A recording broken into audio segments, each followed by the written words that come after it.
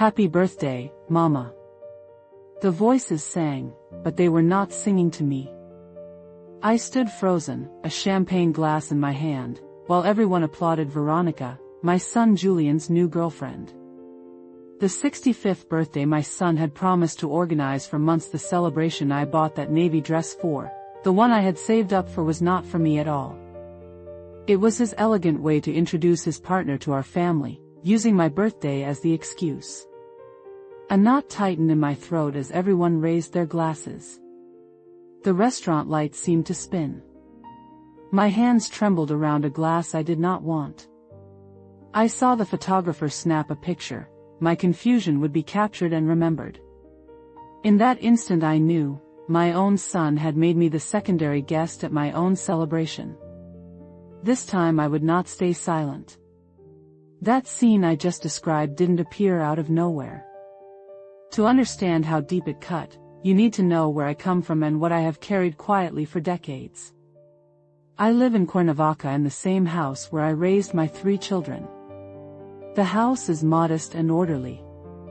The street is quiet, neighbors nod when I pass. My life has been small in size and enormous in meaning. I taught in primary school for 40 years. I set my alarm at 5 each morning, boiled water for coffee, warmed tortillas, and made sure there was time to comb a sleepy child's hair before the bus arrived. Every day began the same, and the sameness held a kind of dignity. There were no easy years. My husband left when my youngest was 8. I remember the sound of the bedroom door closing and the hollow echo it left in the house. That silence became the background of our lives. I learned to stretch a peso until it grew legs. I washed clothes for other families on Saturdays.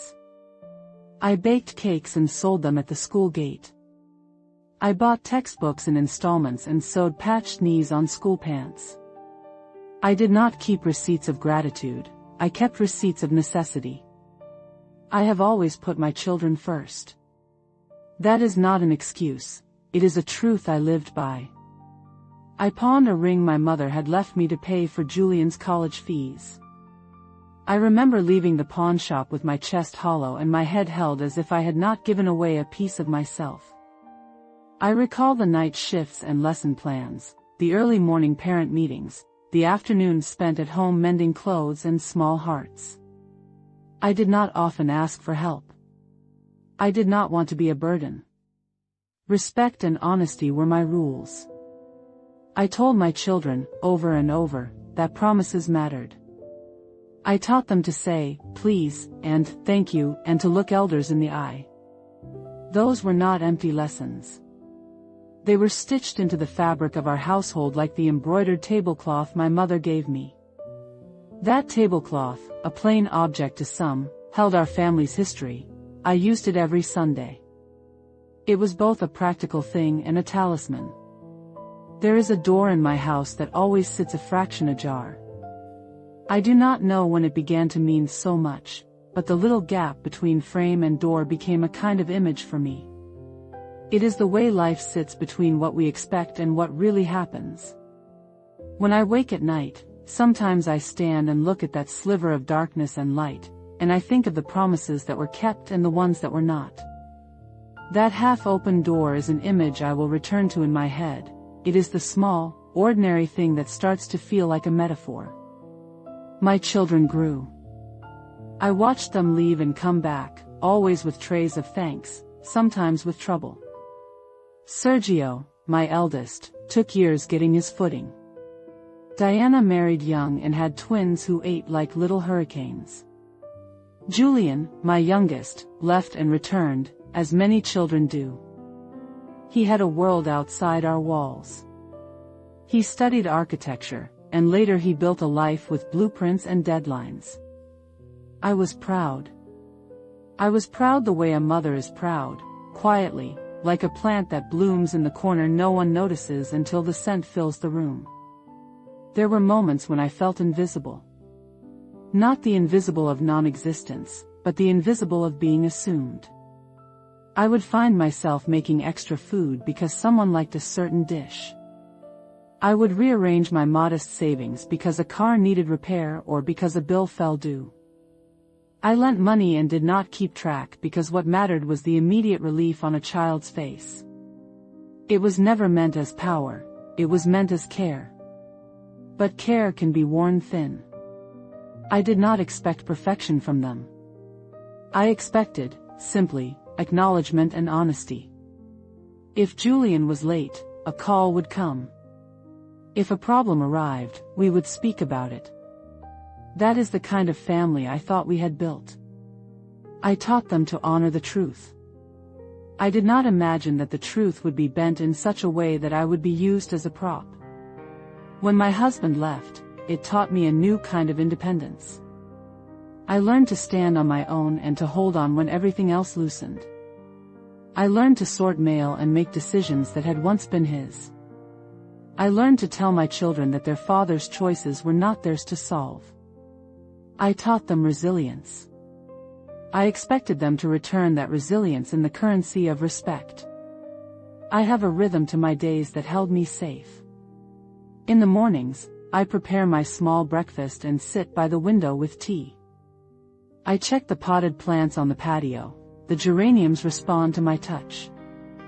I keep an old watch on my wrist not because I need it to tell time but because it belonged to someone who once counted moments for me. In the afternoons I read, sometimes a novel, sometimes the newspaper, and sometimes the names of people in the neighborhood who need a kind word. Evenings are for dinner and, when possible, a small walk before bed. Sundays were always ours. I would set the big table with the embroidered cloth and light a candle if the sky looked gray. The children and their families would come. I cooked child's rellenos, the recipe learned from my own mother. The house filled with children's voices and the smell of frying onions and tomatoes. Those afternoons were small celebrations of continuity, food, stories, laundry on the line, a game of cards. I like to think the rituals kept the family in a gentle orbit. When Julián told everyone he would organize a surprise for my 65th, I felt a warmth I had not expected. He sounded different, excited, earnest. He asked me what color I liked, what music I preferred. Those were soft questions that felt like invitations. My heart, which had become used to modest occasions, warmed at the possibility of being celebrated differently. I allowed myself the pleasure. I bought a dress I had decided, finally, to treat myself to. I should have seen the signs sooner. But when you spend a lifetime being the one who holds things together, you learn to give others the benefit of the doubt. You tell yourself that pauses are just pauses, that awkwardness is temporary. You do not want to pick at the seam of family fabric because you fear unweaving the whole thing. There were changes, small and persistent, in the weeks before the party. Julián called more often, yes, but he called like a man checking boxes. Mom, which napkins do you want? Mom, do you prefer fish or pasta? The tone was efficient, almost mechanical. He used his phone like a clipboard, as if running through a plan. The questions felt less like affection and more like logistics. When I asked about the guest list, he shrugged and said, "Don't worry, Mama. Trust me." Trust. That word sat in my mouth like a sweet I was not ready to swallow. I wanted to trust. I wanted to believe he had planned to honor me. I told myself that perhaps my worry was only the old small voice of poverty saying that nothing comes without cost. Perhaps I was being jealous of my own imagination.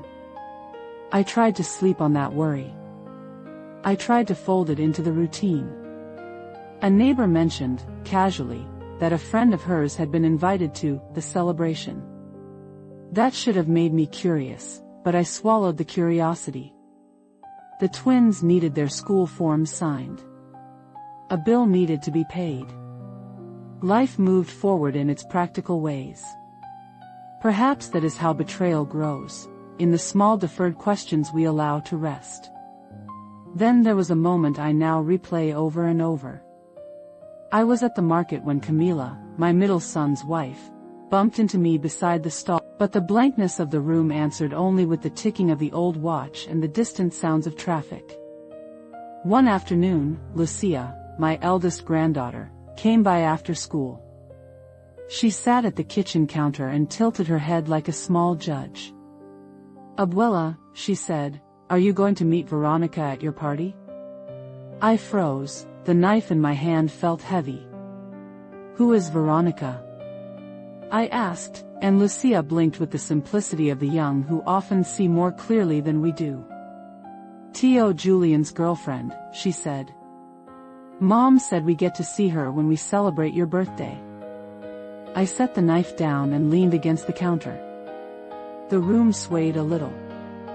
The house felt smaller and yet somehow full of a new thing that did not include me fully. I think it is easy to rationalize small betrayals. You tell yourself, they must have reasons. You prefer to be generous in your interpretations because generosity is a kind of shelter. I told myself that. I repeated that shelter like a prayer when my breath caught in my throat. There was an image that began to grow in my head during those days, the embroidered tablecloth folded in half, placed gently on the chair beside the door, as if someone might sit there later to watch the family pass. It was a small, domestic image, but it held the weight of all our Sundays.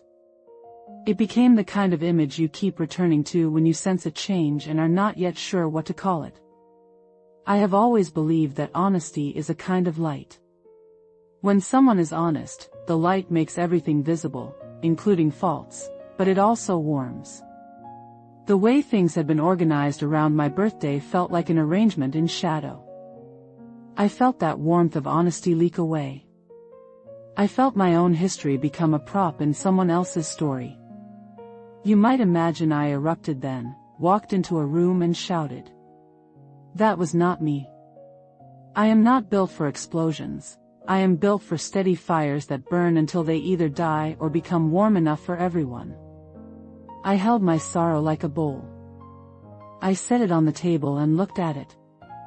I cried at night, quietly, and in the morning I folded what I needed to fold and kept living. If I am honest with you, if I am honest with myself, there were moments of shame. Shame not simply because I had been used, but because I had allowed myself to be used without tracking it sooner. It is a strange shame, the kind that comes when you realize the ledger you thought empty holds entries you did not authorize. I have always taught my students how to keep accounts of truth. I had to learn to keep an account of my own worth. One afternoon, I walked to Clara's house. Clara is my friend, a woman with a voice like a kitchen bell. She listens and answers with simple truths. She put her hand on my arm and said, "They have been using your kindness as a tool." Her words were not dramatic, they were accurate. That accuracy felt like a small rescue. "You are not overreacting," she said. "But you do not have to swallow this." That sentence, "you do not have to swallow this," stayed with me. It lit something quiet inside me that had been dimmed by years of putting others first. It did not make the hurt go away.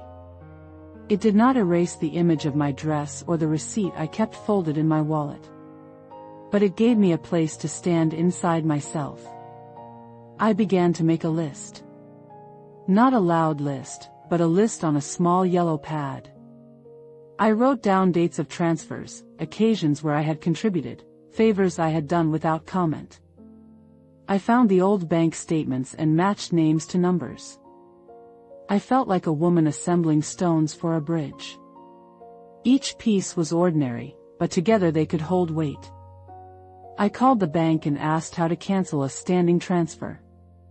My hands shook when I spoke to the clerk, but I managed the words. "I need to stop a monthly transfer," I said, and the clerk asked politely for details. It was practical, and powerfully lonely. When I hung up, the house felt different. The watch on my wrist ticked the same way, but the air in the room felt a little less predetermined. I also prepared 2 envelopes. One held pictures and screenshots, photographs of the party banner, images of the cake, photos of the table that were clearly not centered on me. The other envelope contained receipts and bank transfer records. Each envelope was not a weapon, it was a map. I placed them on my coffee table like two stones that could be lifted when needed. There was a final, small act that felt like a letting go and a re-giving. I took the navy dress, my dress for the celebration, and carefully folded it. I could have allowed it to remain a symbol of disappointment in my closet. Instead, I placed it in a box and wrote on top, "For someone who will wear it with joy." I donated it to a home for older women where I volunteer. When I handed the box to the coordinator, I felt an odd mix of grief and relief. I had loved that dress the way a woman loves a small dream. Giving it away was not defeat, it was a reallocation of hope. The night before I asked Julián to come to the house, I slept badly. I rehearsed the words I wanted to use. I wanted clarity, not accusations. I wanted honesty, not spectacle. The words in my head were simple and direct. I wanted him to understand the cost of being used.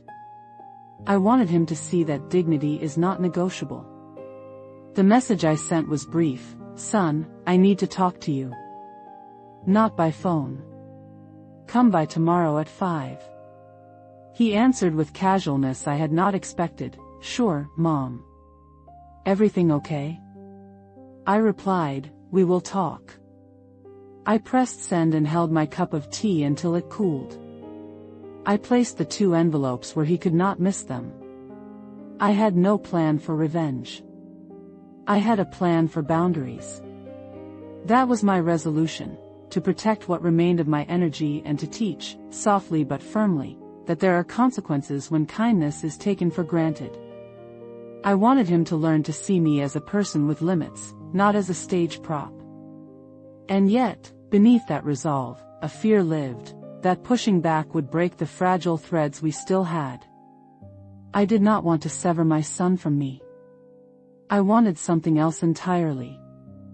I wanted him to know. I told myself again, quietly, the phrase that had become my anchor these weeks: I had stayed silent, but I had not forgotten. I would speak tomorrow. I would show what had happened. I would not pretend the hurt had not happened. Because after all those years of quiet labor and patient mornings, I could not allow myself to be the footnote in my own life.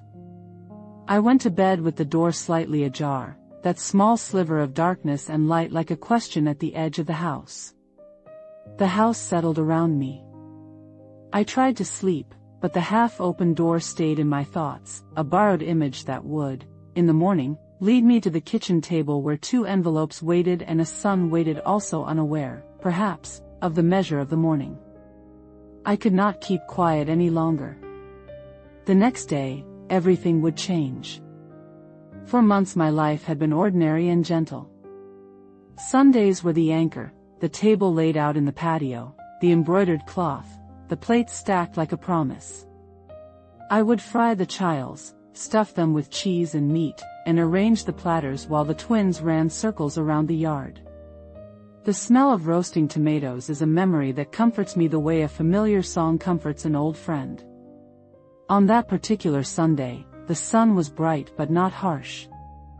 The shadows from the jacaranda tree drew lace across the tiled floor. The children arrived with backpacks and laughter. Diana carried a bag of groceries and a worried look. Sergio arrived with Camila and an apologetic half-smile. Julián came last, breathless, his phone already humming in his hand. He kissed my cheek and said, "Sorry I'm late, Mama." He was wearing a shirt I had not seen before, a cut that made him look both handsome and distant. We sat at the long table. The twins elbowed each other for more flan. There were small conversations, Miguel telling a joke, Camila adjusting a napkin. I served portions and watched the faces I had raised. The rhythm of serving and thanking is a small ritual I keep like a secret prayer. Halfway through the meal, Julián cleared his throat and stood with that little nervous smile that meant he wanted attention. Everyone quieted because family knows when a podium is being made. Once he asked about flowers and then quickly added, almost as an afterthought, and about the guest list, don't tell Mama much. The line between secrecy and surprise blurred, and it made me uneasy. I should have asked more questions then. I should have opened the laptop and checked the email or the messages. I did not. I wanted to be surprised in the best way. I wanted to believe. That ability to want what we are given is a kindness we sometimes grant to ourselves. When the invitation arrived, it carried a header that made my hands shake with excitement: Special Celebration 65 years. The font was elegant and the colors soft. I read it once, twice. But there was a line in small print that I did not notice at first. Later, when I looked again, I saw the words, "To celebrate our engagement," beneath the big type. The words slid across the page like a chill. My throat closed. On the day of the party, Sergio picked me up. He held my coat and told me I looked beautiful. I smoothed my dress and smiled because that is what mothers do. We present ourselves as ornaments for our children's joy. The restaurant was warm with lights. The private room had balloons and a screen with photos. At first glance the world seemed exactly as Julián had promised. But the photos that scrolled across the screen were not of me. They were of Verónica laughing in a field, Verónica holding a dog, Verónica on a rooftop smiling at the camera. Her images were the ones that filled the screen. I felt the ground tilt inside me. She approached and hugged me like an old friend. "Finally we meet," she said with a bright, practiced tone. She pressed close, and the scent of perfume pressed against my nose. It was a kind gesture, but it felt scripted. Then the host announced that Julián had news. He stood and tapped his glass. "Everyone," he said, "we're here to celebrate. Today Verónica and I are engaged." The room applauded. Someone popped a cork. Voices rose like waves. He smiled at me and said, loud and with the name on his tongue like a ribbon, "And what a perfect moment to tell everyone." He chuckled softly and then the killer phrase, "We wanted to use Mama's birthday to bring everyone together. Thanks Mama, for being our perfect excuse." I felt the words hit me like a small stone thrown into a still pond. The ripple spread quicker than I expected. I did not fall apart. I felt something else, a quiet astonishment that did not melt into tears. They put a small cake in front of me with a single candle. It was an afterthought to the bigger cake that stood with a little figure on top, a couple, laughing, forever elevated in sugar. People sang, "Feliz cumpleaños," with warm voices, but their eyes were fully on the couple. The photographer moved toward them. Someone asked if I wanted to cut the small cake. I tasted the icing and it was sweet and hollow. They posed me with them for photos where I stood like a prop smiling, polite, a mother in a scene that had not been written for me. I took those photographs and later kept them in a drawer. They are evidence of how a face can belong to a feeling that is not your own. In those images my smile appears true, my heart, in that moment, was not. When I returned home that night I walked into the quiet I had lived with for years. The house smelled like the coffee I had forgotten to make. I sat at the kitchen table and opened my old photo album. The photos of my life's small birthdays, small victories stared back with a kind of stubborn generosity. I remembered baking Julián a cake when he was a child and the way his face had lit up. I had done more than provide for his body, I had been part of his inner architecture. I slept poorly. I replayed the phrases, the little ways people had averted their eyes. I was not surprised that they had used me. I was surprised at how easily they had let me do the work of being loving, only to erase the love subject when it suited them. It was not a sudden, volcanic betrayal. It was a quiet recalibration without me. In the days after the party, I sat with the memory of the banner that read, "Julián and Verónica engaged." I compared that banner in my mind to the embroidered cloth on my table at home. One was made to celebrate a couple, the other to hold the family. The difference felt like a small theft. I also thought about the little lies we tell ourselves. I told myself it was all a misunderstanding. I told myself they had wanted to be efficient. I told myself I was wrong. Those are the easy refuges of a woman who has been kind for a long time. But the truth kept returning. I had been made into an excuse. That night I could not sleep. I felt the need to set things right, not to make spectacle but to ask for the dignity I deserved. I decided to collect what I needed in 2 envelopes, photos and receipts, and to speak to Julián directly. He came the next afternoon with a bouquet of white roses and a smile that had not yet fully learned the shape of apology. "These are for you," he said, placing them on the kitchen table. "Thank you for everything." He stood like a man who had rehearsed gratitude. He told me the party had been a success. He spoke of Verónica in warm terms, of future plans and colors for the wedding. He looked at me and expected applause. Instead, I put 2 envelopes on the table and looked him in the eye. My voice was steady, though I felt it tremble a little inside. I told him what I felt, that his surprise had been a spectacle where I was a prop, that he had used my birthday as a cover, that he had allowed me to prepare and hope for something that belonged to me. I showed him the receipts and the messages, the bank entries that were small but real. I explained, slowly, that I had been supporting him financially and that I had kept quiet all these years, but this arrangement could not continue. He looked at the photos and at the documents and then at me. For the first time that afternoon I saw confusion in his face, not simply the avoidance I was used to. "Mom," he began, "we celebrated you too. You had a cake. People sang. What else do you want?" It was a question that felt like a hand trying to turn the page without seeing the sentence beneath. I told him, calmly, that a cake and a song do not replace honesty or consideration. I told him that gratitude must be active, not performative. I told him that lining up his announcement behind my supposed surprise was not considerate. He flinched when I said, "Pretext." He went pale when I told him I had cancelled the monthly transfer and that the money I had once given would now go back to me to live with. He clutched the edge of a chair, like someone finding purchase in reality. I did not shout. I did not cry theatrically. I spoke as a teacher who teaches with evidence and reason. I said, "You will have to earn my help again, and it will not be given freely. You must ask and show." He sat down heavily and said, "Mom, we didn't mean to hurt you." Those words landed like paper. They made a soft sound but did not heal. We spoke for a long time. There were moments of real remorse, and moments of excuses dressed up as explanations. He said they had wanted the family all together and that it was practical. He said he thought combining the celebration would be efficient.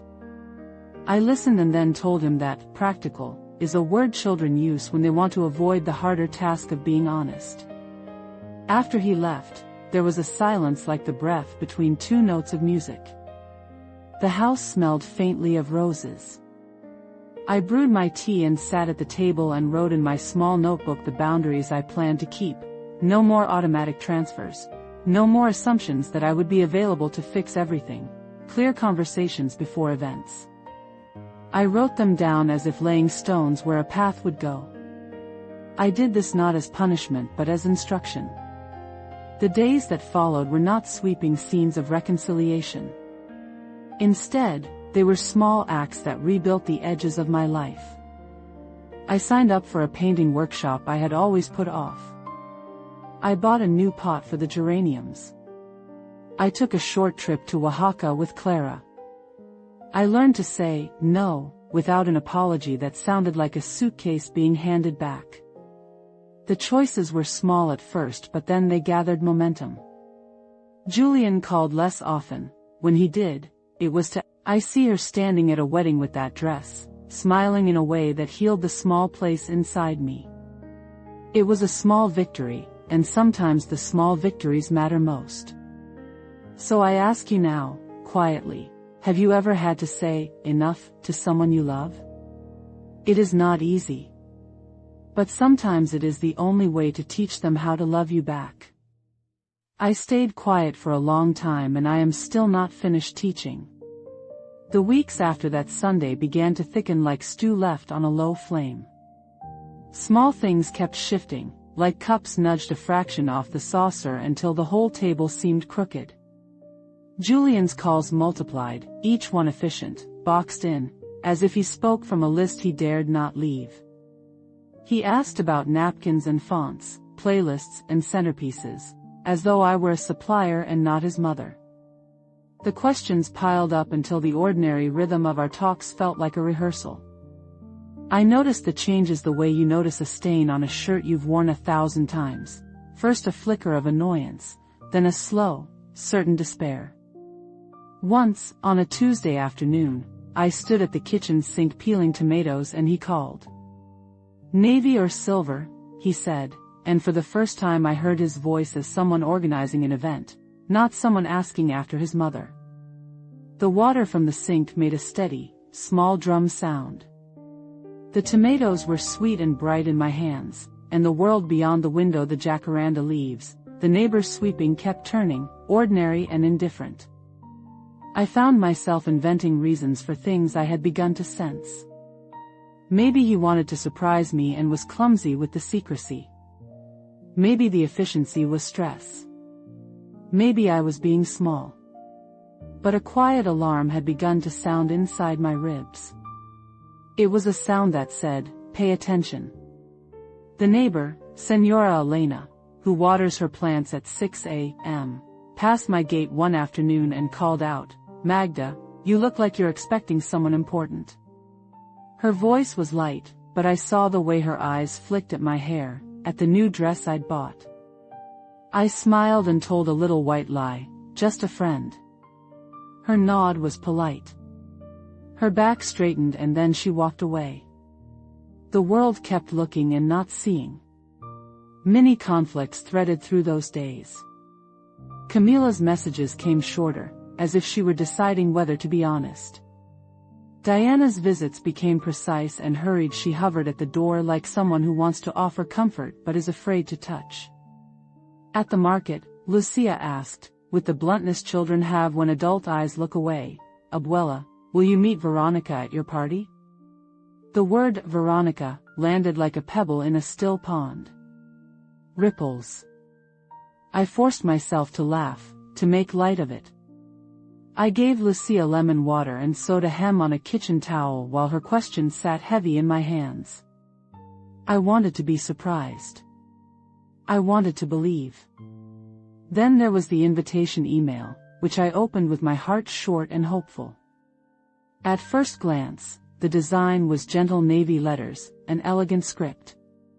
My chest almost lifted. I read the big line, "Special celebration 65 years." The words beneath were small, a whisper of different intent. I read them again and my fingers went cold.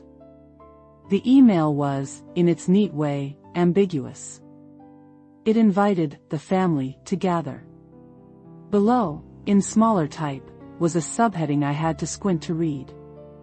It read like a note that had not yet been proofed, "Join us as we celebrate a new beginning." It felt like a door left a crack open. I closed the laptop slowly, as if whatever was inside might escape and stain the floor. I began to see the same small evasions in the way the family moved around me. There was a hush when Julián's name came up. There were sideways looks at the phone when I walked by. The day I bought the navy dress, I felt the shame of spending more than I should, yet the fabric sat in my arms like a small, brave thing. It was not ostentatious, a modest, soft dress, but I wore it in my mind for nights before anything happened, for the possibility of being seen. That possibility, honored by buying one item I had kept putting off for years, became a private, warm rebellion. And then, the micro scenes multiplied, each one sharper than the last. At the bakery, the owner, a man who knows me from mornings years ago, started a conversation about parties. "Planning a big one?" he asked, handing me a wafer. I said yes, and his face brightened as if to be helpful. A woman at the next table, who happened to be friends with Verónica, put down her coffee as she listened. Her tone was airy, but the way she said, "Oh, I saw their photos. Such a nice couple," felt like a small shove. The pastry tasted like cardboard in my mouth. One evening, while I was ironing a shirt for Sergio, Camila arrived early. Her apron had flour on it. The twins were being bathed upstairs. She stood in my doorway, hands clasped, and said, "Magdalena, I need to tell you something." Her voice trembled an echo, as if she held a weight she could not set down. I turned the iron off and folded the collar with deliberate care. "What is it, dear?" She inhaled and said nothing then, in a rush, "Julián. He's been working with Verónica on the list. He says it's surprise, but and she stopped. I watched her choose the words that would not break our family's surface. She couldn't finish them. She reached out, touched my sleeve like someone checking the temperature of a fever. "I couldn't tell you until now," she whispered. I felt bad the whole time. I saw the damage then as not just betrayal but as collusion. It was not only my son keeping a secret, it was my family letting me live inside a mistake. I felt small and enormous all at once. I had spent a lifetime teaching my children the currency of truth. That lesson had turned into a fragile glass object and they had used it to toast a different couple. The thought made my hands shake.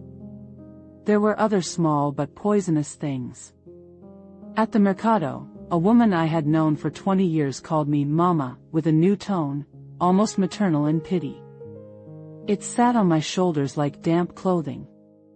A cousin with whom I had once chatted about tomatoes laughed a little too loudly when Julián's name came up. They were all trying to make the moment comfortable for the person who had made the announcement, and in that process they refrigerated me. I saw the choreography, extraneous cheer for the couple, for their future, for the shiny ring. There was, somewhere behind the laughter, a calculation: keep the peace and avoid the heartache. I began to write things down. Not out of legal intention, but as an anchor. In the mornings, with my tea cooling, I would take my small yellow pad and list every question Julián had asked me about tastes and preferences. I wrote dates by the edge of the paper, as if dates could hold weight. I copied texts where he had been careful. "Trust me," he had written, as if trust were a pact to be cashed in later. I kept a drawer of small things, receipts from when I bought seeds for the patio, the dress tag, a screenshot where the invitation's tiny line hinted at a different celebration. Folding these items felt like folding a map slowly, deliberately knowing I might need to find my way out of something. The more I paid attention, the more I noticed a pattern not of accidents but of deliberate choreography. The house held new harmonies, whispers when I entered a room, conversations which paused at my step. Even the grandfather clock in the living room seemed to tick with a different rhythm. Every ordinary sound had a new meaning. The gap where Julián's honesty should have been widened like a valley. It made me dizzy to walk around it. One afternoon, I found myself sitting at the kitchen table with the navy dress spread out like a quiet accusation. A sunbeam slid hesitant across the tablecloth and stopped on the hem. I smoothed the fabric with a palm and thought about how long I had stayed silent all these years for the good of the family. I thought about the mornings I had risen at 5, the nights I stayed up mending their little worlds. I thought of the pawned ring and the bicycle and the university fees. All those acts were not mere expenditures. They built a structure that I had expected to shelter me in my old age. Instead, the structure had been repurposed around someone else's future. I had learned, from teaching children, that the smallest unanswered question grows until it becomes. The fabric held the memory of the months of small deceptions like a bruise under the skin. We drove in Sergio's car. The city seemed softer that afternoon, light caught on the tops of taxis, and the jacaranda trees cast a lavender shadow across the pavement. When we reached the restaurant, Julián stood at the entrance like a host in a movie. He wore a gray suit that made him look taller and more composed than I remembered. He kissed my cheek in a way that felt rehearsed for the camera. His phone buzzed in his pocket as if it had a life of its own. The private room smelled of roses and polished wood. Balloons bobbed in the corner, navy and silver glinted under soft lights. There were place cards with names calligraphed neatly, as if care had been taken for the whole family. A kindness, on the surface. But the screen at the end of the room flickered to life, and there she was, Verónica, smiling in a series of photographs that slid across the screen. She was on rooftops, at the beach, laughing in cafes. The photos were full of light and someone else's story. A woman approached us with a brightness that felt practiced. "At last we meet," she said to me, and wrapped me in an embrace that smelled of perfume and money. Her voice was sweet and the hug felt like the kind that smooths a crease. "Julián has told me so much about you." Her words were polite armor. Then he stood, Julián, glass held high. "Family," he began, and his voice found the cadence of someone used to being heard. "Thank you all for coming." There was applause, the polite kind, and then he said it with that smile I had once known as warmth. "Verónica and I are engaged." The room applauded louder. Someone popped a cork. Champagne fizzed like laughter. He turned toward me with a grin, and then the sentence fell. "We thought this would be the perfect moment to bring everyone together. Thanks, Mama, for being our perfect excuse." It struck me like a domestic slap.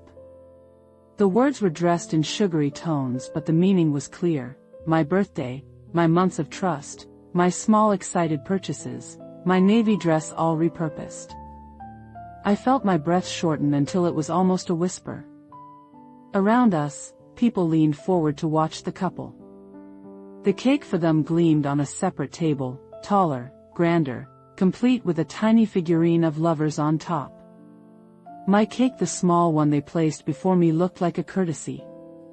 Someone began to sing, "Feliz cumpleaños." The voices rose, full of warmth for the moment, but their eyes were on the engagement cake. The photographer moved toward the couple, then turned his camera in a slow sweep. He stopped at me, recorded my face, that moment when the light captured an expression I could never erase.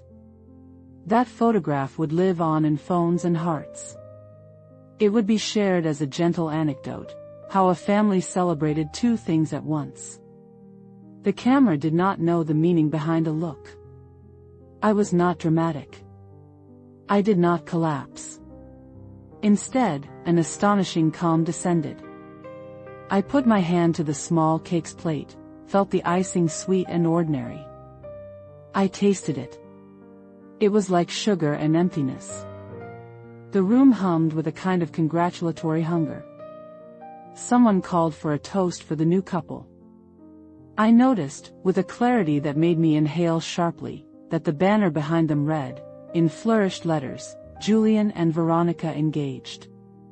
My name was not there. My years had been folded into the subtext. People came to congratulate the pair. Cameras clicked. I let them position me at the edge of the scene like something pretty to complete a picture. I smiled the smile I had been taught to make. I felt my face obey, but not my chest. They asked to take photographs with me, and for the sake of the moment, because I did not want to make a scene in front of my grandchildren, I posed. I felt like a stranger in my own celebration. After, when we returned home, the house felt different, as if a window had been left open and something cold had come in. I sat in my chair and went through the motions I had done 1,000 times, washing dishes, setting a towel to dry, watering the geraniums. Each movement felt heavy, as if the air itself had thickened. I opened the album of photographs we had on the coffee table, the one where Julián as a child grinned with 2 missing teeth, where I had once felt my sacrifices melt into joy. The pictures were stubbornly generous with memory and kindness. I held one of Julián at age 5, standing beside a small bicycle whose ribbon had been cut with delight. I remembered the pawned ring, the night I left the pawn shop with an empty feeling that had been wrapped in pride. I replayed conversation fragments as if they were film reels. I slept poorly that night. When the house quieted, the silence became an accuser. I rose before dawn and the sky was a thin, tentative gray. I made tea with hands that remembered how to be useful and not how to be seen. The old watch on my wrist ticked dear and steady. It did not judge. It only counted. Later, when the light sharpened, I opened the email again. The invitation's small print, once a whisper, became a clear sentence. This was not an accident. It was an arrangement. I had been used as a pretext, a gentle lie formulated in service of someone else's announcement. The betrayal sat on me like a garment that did not fit, as if someone had altered my life without asking. At breakfast, Lucia asked for the story of the bicycle again. The twins ran around the yard chasing shadows. Life, in its ordinary demand, kept needing me. But beneath the ordinary, something had shifted irreversibly. I was not just hurt, I felt the cold strategy of being rendered invisible. That is different. Being hurt stings and then fades sometimes. Being made invisible is a slow erasure. I thought of the times I had given money, time, tenderness, and how many of those gifts had been received without the simple currency of truth. I thought of the 80,000 pesos and of cancelled transfers and borrowed evenings. I thought of the nights I had taught children to keep accounts of promises. I had always insisted that promises matter. The lesson I had given had not been honored. It would have been easier, perhaps, to rage. But I did not want to give them the satisfaction of spectacle. The sort of lesson I wanted to teach was quieter and harder, consequences rooted in dignity. I wanted to show them that being taken for granted has limits. I wanted them to know, plainly, that respect is not an accessory. It is not something one borrows when convenient. I began to assemble the pieces I had been collecting. Photographs. Screenshots. Receipts. I spread them on the coffee table like a map. Each item had a corner that touched another, text threads linking to dates, bank statements matching transfers. The pattern was clear. It had shape. It was not an accusation born of pain alone but a tally of years. I made 2 envelopes. One I labeled, in my own tidy handwriting, pictures and messages. The other, payments and transfers. The act of labeling felt like an act of breathing. I placed them on the table where Julián would see them when he came by. I did not want to humiliate him. I wanted him to meet facts. I wrote a short message to him on my phone: "Son, I need to talk." Not by phone. "Come by tomorrow at 5. I pressed send and felt the message settle in the small, private place where decisions are born. I did not plan revenge. I planned boundaries. That line between the two is thin but sharp. When he arrived the next afternoon, he brought a bouquet of white roses. He placed them on the table like an offering. "They said you looked beautiful," he said, almost proud of the polish of the story. I did not take the flowers. I set the 2 envelopes between us on the low table and let my eyes meet his. I spoke the truth as I had prepared it. I showed receipts. I showed images. I spoke of being used. He tried to tell me, clumsy, that they had meant to celebrate both things. He offered the old rationales: practicality, efficiency, surprise. Each one sounded smaller than the last in the room where my evidence lay flat and quiet. I thought of my grandchildren's faces and how I wanted them to remember me. In the flicker of my lamp, I made a small decision that felt like a stepping stone and a crossing. I would not allow my kindness to be treated as a resource to be spent without consent. I would show them how to treat me. And then I drafted a short message to myself, as if making a contract: no more excuses. The night after the conversation, sleep came in little stolen moments. The house felt like a room I had once known well and now had to relearn. I drifted in and out of dreams in which my grandchildren ran in circles around a table, and the banner at the end of the garden read my name in bold letters. Each time I woke, the image dissolved into the small, stubborn facts on my coffee table: receipts, pictures, the navy dress folded like a secret. There is a peculiar time between sorrow and decision when memory sharpens and the small betrayals of a lifetime arrange themselves into a line. I found myself walking that line in the early hours, reconstructing past examples where truth had been bent. I remembered times I had quietly loaned money for a down payment, the nights I had stayed up sewing a costume so a child would not feel left out, the weeks I had skipped a doctor's appointment to pick up the twins. Each memory was an example and an argument. I had been generous and practical and patient. I had not done those things to be a prop. I thought about my father's watch, the one I wind each morning, not because the time needs it but because familiar rituals steady me. I wound it slowly and felt my hands, small and steady from years of work, return to their old competence. The watch does not change the hours, but it marks them, deliberately. That thought steadied me. There is dignity in the deliberate marking. There were nights when, alone, I opened the envelopes and looked at each entry as if the numbers were a language that might rewrite a life. The payments were small in the grand scheme. Yet they were the evidence of a pattern: help given in the belief I was a partner in love and in duty, help returned as expectation, not gratitude. Every transfer I had made was an offering that had not required barter, and yet its absence when I needed the truth most felt like betrayal. I had been supporting, but I had not demanded recognition. One afternoon, in the small quiet of my kitchen, I allowed myself a sharp pain. I closed the drawer and leaned against the counter until the ache ebbed. Then, with hands no longer shaking as much as at first, I reopened the drawer and took out my little yellow pad. I began to write instructions to myself, small, practical items that would function as boundaries. It felt less like drawing a line and more like building a fence. It was not aggressive. It was home maintenance. I made a list: cancel automatic transfers. Done.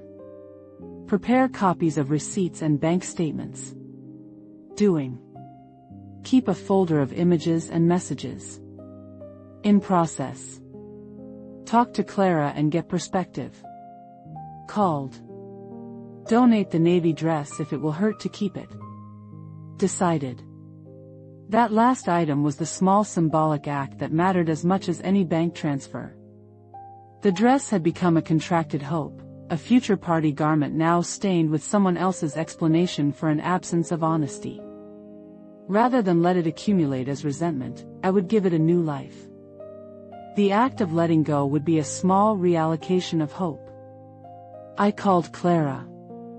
Her voice, as ever, was a bell, direct, immediate.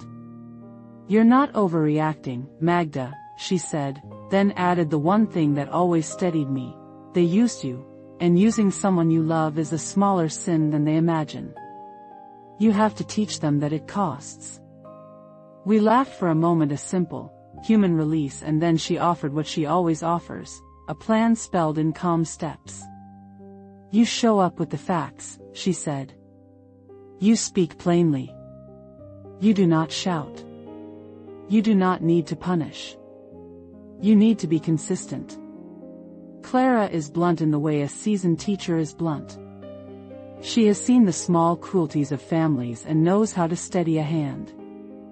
We set a time to meet. She promised a quiet strength in her presence. Knowing she would be there gave me a kind of armor, not legal armor, but human support. In the days that followed, the practical steps became my daily ritual. I called the bank. My voice rattled at first but then steadied as I repeated the necessary information. The woman on the other end, patient confirmed that the monthly transfer had been cancelled. My hands trembled when I hung up the phone, but the trembling was not only sadness. It was relief. A weight had shifted. I went through my ledger and photocopied pages. I took pictures of messages that once seemed mundane. Trust me, don't worry about it, we'll handle it. Each small text, when arranged in order, formed a narrative of omission. I printed the photos from the party, the banner that named them, the small cake next to the elaborate one. I made color copies and labeled everything. It felt like preparing for a lesson in which I would finally teach what respect looks like in practice. There was fear alongside the resolve. I worried that my confrontation would break something irreparably. I worried that demanding dignity would push my children away. I did not want to be cruel. But the fear of being erased, of spending my last years as an accessory to someone else's life, was stronger. I thought of all the women like me, who give and then find their giving turned into an expected resource. I thought of how many times I had told my students to keep accounts of promises. I had taught them to be citizens of their own dignity. It was time to practice. I started to refuse small things. When Diana asked if I could watch the twins more often because work was getting busy, I said, "I can help sometimes, Diana, but not every week." The resistance in her voice surprised me. She had expected automatic yes. When Sergio asked for yet another favor about a car repair, I asked him to call a mechanic and offer a co-payment. Nothing dramatic, just a new tone in my answer. The first times I said no, my chest ached as if from a new exercise.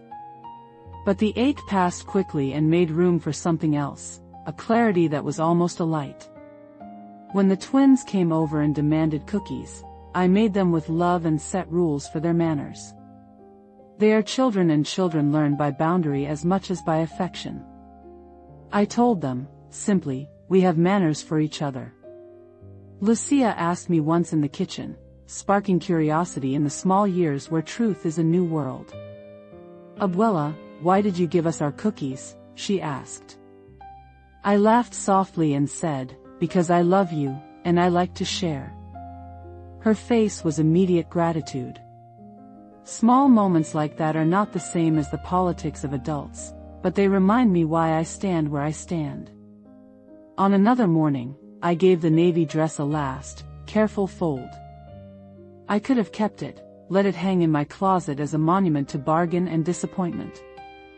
Instead, I placed it in a box and wrote on it, "For someone who will wear it with joy." The act felt like placing a seed back into the earth. I took it to the home for older women where I volunteer. Rosario, a woman of 70 with a laugh that cracks the air like a bell, came to the door and hugged me when I handed it over. Later she sent a picture of herself at her granddaughter's wedding, smiling in the dress that once made me ache. Seeing her in it, fully alive, brought a small, soft healing I did not expect. The dress was no longer evidence of the slight, it was a gift. I wrote the message to Julián, a simple, clear summons. "Son, I need to talk. Not by phone. Come by tomorrow at 5. I sent it with the calm hand of someone who had prepared her facts and her feelings. Sending the message was not a triumph. It was a necessary step. I set the 2 envelopes on the coffee table that evening, the one with photos and the one with papers, and I rehearsed the voice I wanted to have, steady, plain, unornamented. The night before, I barely slept. I thought of my mother's tablecloth and how many Sundays had been marked by its presence. I thought about the small gap in the door in my bedroom, that sliver of dark and light I had always noticed. I used it as an image for what my life had become, part light, part shadow. The door, ajar, was the seam between expectation and reality. I had been living in that seam for a long time, and now I would close the loop. The house hummed with the small, ordinary sounds of living, a neighbor's radio, someone sweeping next door. The watch on my wrist ticked, patient and sure. 3 months have passed in small increments since that conversation. Julián calls less and speaks with more care when he does. Diana cried when I told her. Sergio became loud with apologies and small, awkward gestures. The money I had been giving now stays in my account. I use it on things I like, on a painting class, on plants for the patio that respond when I touch their leaves. The changes are not epic, not clean. There are still tensions at family dinners. There are silences that used to be filled with easy chatter. But the foundation changed. I have a voice that is heard. I have boundaries that are respected more often than not. I have a small, preserved dignity. I am still Magdalena who sets the table, who remembers child's rellenos and the right amount of salt. But now I do so with a steadiness that was once eroded. I am not their prop. I am a woman who endured, and who will not let endurance be turned into erasure. And sometimes, alone, when the house is quiet and the watch ticks its faithful counting, I ask the question I ask you now. Have you ever had to say, enough, to someone you love? If you stayed to the end, thank you for listening. If this touched you, tell me where you are, city or country, and if you've ever had to draw a line with someone you love. Your voice matters here. I started quietly, because loudness would have felt like punishment and I didn't want to punish. I wanted to be precise. I wanted the truth to sit on the table without theatrics. I cleared the coffee table and spread things out like a patient gardener laying seed, my phone with screenshots, a small stack of printed photos, the bank statements folded in order, the little envelope I had written pictures and messages on, and the other labeled payments and transfers. The paper had weight. The arrangement had a rhythm. My hands moved with the steady certainty of someone who had taught generations how to form letters on a chalkboard. The house smelled of boiled coffee and soap. Outside, a neighbor's radio hummed a song I barely recognized. The clock on my wrist ticked, steady and unbothered. I told myself again what I already knew: this was not theater. This was bookkeeping for the heart. I began by photographing every relevant message and thread. I scrolled through months of texts and saved screenshots, the casual, trust me, the quick, I'll handle it, the questions about colors and catering that were never about me. Each capture was a small fossil of intent. I copied the emails that had invited me, the one whose fine print had been a lie. I printed them in color and labeled each sheet with a date and a short note: what he asked me, what he withheld, what I paid for. I made neat stacks, one for images, one for conversations, one for bank slips. My handwriting is tidy from years of lesson plans, and I labeled everything with the same care I used to teach math. The order calmed me. The order made the pattern visible. Keep facts, not fury, I told myself. It was a slogan I repeated aloud, because my voice steadied with rules. The words landed like small stones: dignity, evidence, boundary. I repeated them until they felt less like a mantra and more like a set of tools. Then I called the bank. My voice wavered at the start, then steadied as I gave names and account numbers. The woman on the line was patient, and later when I thought back I could still hear her even tone. She confirmed the cancellation of the automatic transfer, then advised me to get copies of the last 24 months of statements. I asked for printed copies to be sent to my house. She said, "We can mail them tomorrow," and I pictured the envelopes arriving like small, necessary witnesses. Paper arrived in the mailbox 2 mornings later. I opened each packet with the same careful fingers I used to turn pages in the school register. I circled the amounts I transferred with a red pen. 80,000 pesos looked different in ink than in a bank app. The numbers had a grammar of their own. When arranged, they read like a sentence: pattern of assistance, expectation of debt, habit of taking. I wrote a short note to myself and pinned it to the board in the kitchen. No more automatic help. Speak first. Keep receipts. Rest. The note's tone was both practical and tender. I had learned that firmness needs gentleness to last. I rang Clara. Her laugh came through the phone like a bell and settled whatever small tremors remained. You did the right thing, she said without hesitation, the kind of clarity only old friends grant. Facts. Calm. Show up with the facts. She offered to come by the next afternoon and hold a steady chair at my side. Her promise felt like an old, reliable coat. There were other practical things to do. I made copies at the small print shop on the corner.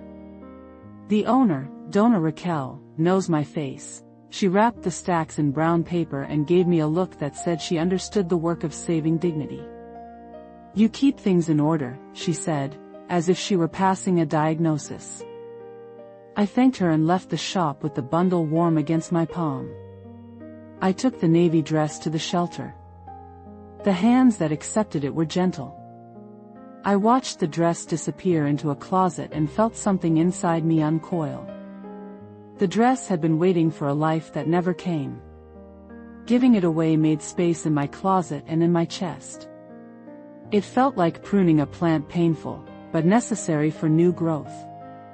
There were small tensions I hadn't expected. When I told Diana what I was doing, she looked away and then apologized.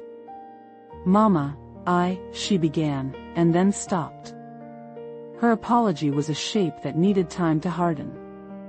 Sergio, on the other hand, called 3 times in one evening and then finally left a message: if you want to talk, I'm here. His voice sounded unsure in reply to a question he had never had to answer. Could he stand with his mother against his brother? I did not want to humiliate anyone. That was never the intention. The envelopes were about clarity. The facts were not weapons, they were guardrails. I kept reminding myself of this when anger rose like a hot, sudden wave behind my ribs. At home, I prepared the little room where we would speak. The best conversations, I have always believed, happen without an audience. I set 2 chairs opposite each other, a bowl of oranges on the table, and the stack of labeled envelopes between them. The oranges were for the children if they came, the envelopes were not for children at all. I practiced my voice. Not a speech, just a plain, steady line. The years of teaching had left me good at that. Say one sentence clearly, then pause. I rehearsed, son, I need to talk. Not by phone. Come by tomorrow at 5. The words were simple, and they fit. This was a conference of consequence, and I would be the teacher who refused to let the lesson slide. Before bed, I folded the papers into a neat bundle and put them on the coffee table. I wound the old watch on my wrist. The little tick felt like approval. I slept fitfully, but the sleep I had was later. I dreamt of the banner at the party, the 2 cakes, and the small cake with my candle alone. I woke at dawn with a calm that was not peace but readiness. When morning came, I made tea and checked the piles one last time. Evidence is not about proof alone, it is about the way truth looks when you line it up. I looked at the envelopes and felt the strange, quiet power of things placed where they belong. The house hummed with ordinary sounds: someone sweeping next door, a dog barking at a distant car. The ordinary world continued. The extraordinary thing was that I had become somebody who would not be used as an excuse again. I sent the message to Julián. I did not sugarcoat the time or the place. I pressed send and then set the phone face down, as if training myself to be patient. There is a dignity to being ready and not showing your hand too early. There is a discipline in not letting the hurt make you heavy-handed. Clara arrived in the late afternoon. She sat in the kitchen, pulled her shawl tight over her shoulders, and looked at the envelopes on the table with the same simple appraisal she used. Calmness is not a lack of feeling, it is the choice to let feeling be precise. And I think you know why. He tried, at first, to skirt the shape of it. If it's about the party, he began, the rehearsed defenses forming already.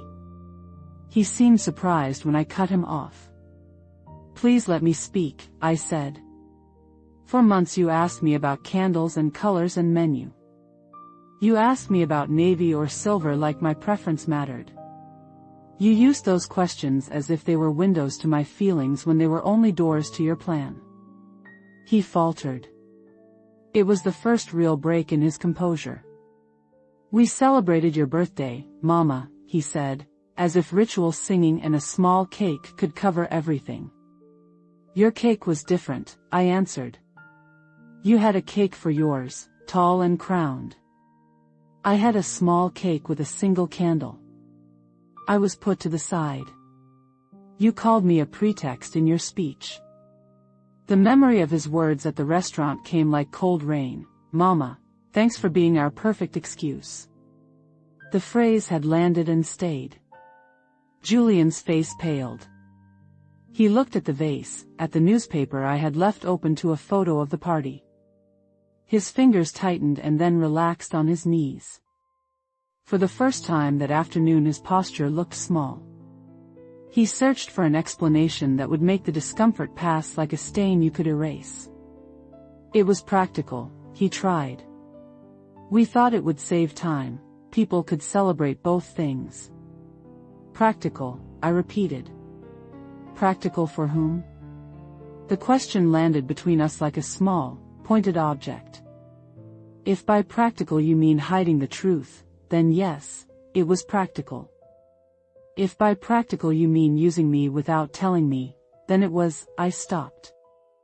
Saying betrayal would not clarify anything he hadn't already felt when the proof was laid out. I reached for the first envelope and opened it slowly. The photos spilled across the table, the banner that read, Julián and Verónica engaged, the big cake with the couple on top, the small cake with my single candle. The images were vivid, they showed the scene like a compass shows direction. I watched the muscles around his jaw move. He looked smaller in that light. Do you remember asking me about Navy? I asked. Do you remember how you kept calling, asking my opinion? It was not because you wanted my input. It was because you needed me to stand in the middle while you set the stage. His hands reached for the photos as if to gather them, to put them away. Magda, Mama, I didn't think, he stammered. He was trying to make the wound into a misunderstanding, as if a misunderstanding could be eased with a quick apology.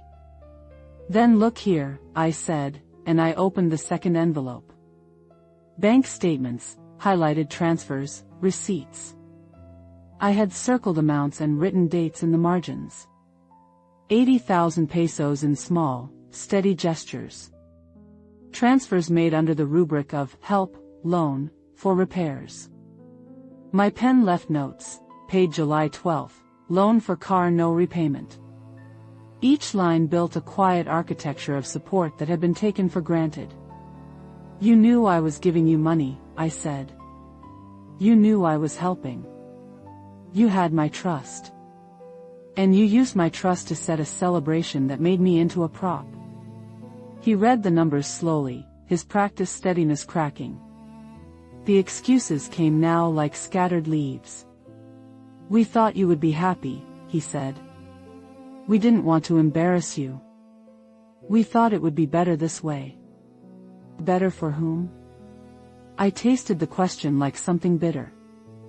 If it was about saving embarrassment, then honesty would have been the embarrassment. You chose avoidance over respect. You chose spectacle over truth. Clara sat quietly in a corner. Her presence was a calm, non-judgmental weight. She didn't interrupt. She was the witness I had asked for, she was the steady chair at my side. She gave me a look that said, "Speak plainly, do not falter." I did not shout. I did not weep theatrically. There was no performance. There was only the slow, clear delivery of fact. I told him the dates, the amounts, the words in the texts. I showed him the emails, the banner and the photos, the way the guests had applauded the engagement while I held a small cake. I watched him as the truth did the work words couldn't do. When he finally spoke, the apology was small. "I'm sorry, Mama," he said. "I didn't mean to hurt you." The size of the sentence fit the size of the gesture. An apology was a start, but it could not unmake months. "I didn't ask for apologies," I said. "I asked for honesty. I asked for respect. I'm not asking for you to pay me back for everything in the same way we would balance accounts in a classroom. I'm asking you to understand that my help was never meant to make me into a convenience." He seemed stunned by the precision of that sentence. He looked at Clara. He looked at the proofs. His eyes betrayed the first real lesson I had wanted him to learn: actions have shape and cost. He stood and began to plead as if regret could be amend all. "Mama, please. If I hurt you, no more," I said, and for the first time a line in my voice cut the room. "No more automatic transfers. No more assumption that my love is a line item. You will have to earn again what you have been given without asking." He left with the flowers. The roses drooped a fraction on the counter, as if sensing the afternoon's small rupture. The apartment seemed to re-inhabit itself after he left. The watch on my wrist ticked on, indifferent to human schedules and human failings. I sat with the envelopes. The facts sat quietly, like coals in a hearth that had been banked. I had not wanted spectacle. I had wanted boundary. I had wanted to show him that love includes accountability. The next days were uneven. Julián called less at first. Then, slowly, his calls had a different tone: less expectation, more carefulness. He asked about my painting class and my geraniums. He visited without asking for favors. These were small, cautious things. They were not full repair, but they were not nothing. Diana cried when I told her. "I should have told you," she said, and her voice was a small, admitted wound. Sergio fumbled through a mixture of apology and overcompensation. Family dinners had become quieter, and sometimes the silences felt like two hands not touching. I don't pretend that everything was fixed. Respect is not returned in a day. But the foundation had shifted. I was no longer waiting for crumbs. I had replaced silence and stunned endurance with a clear ledger: facts, limits, and consequences. I had taught many children how to take responsibility. Now I had taught my son the same lesson. It was a lesson that cost him pride in me, for a time, the warmth I had given freely. But dignity, once given back to itself, is not easily misplaced. That night, as I put the envelopes back in the drawer, the watch clicked its patient counting. I felt tired, but also certain. I had not sought revenge. I had sought recognition. And sometimes, recognition is the only kind of justice that matters. Yet there was one more quiet thing he had to understand. I would not make the same offer twice. 3 months have gone by and the house has learned to breathe with a different rhythm. The roots of things change slowly. The surface can look smooth, but the soil is still working. Julián's calls come in more measured now.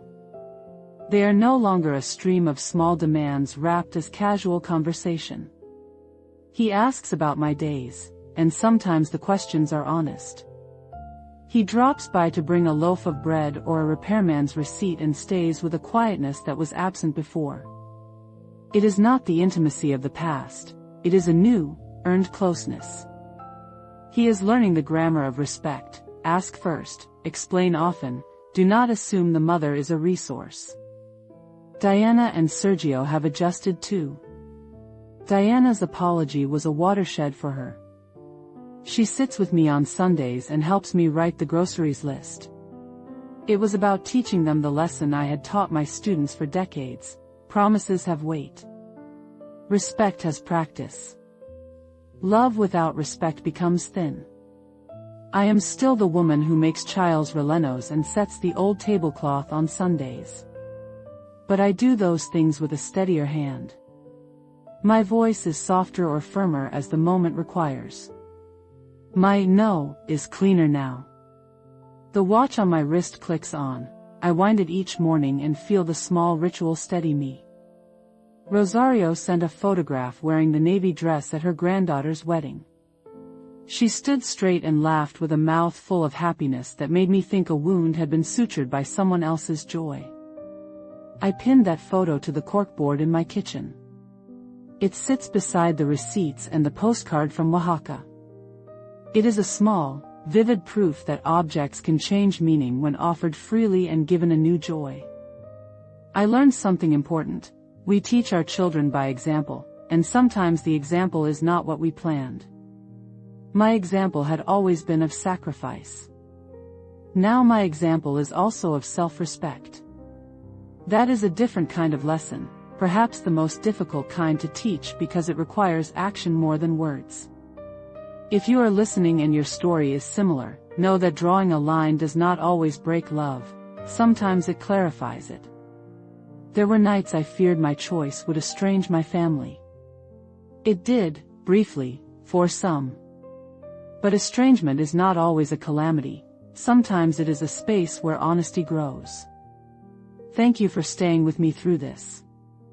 If this touched you, tell me where you are, city or country, and if you've ever had to set a boundary with someone you love. Your voice matters. And tell me this: when have you chosen your dignity over convenience?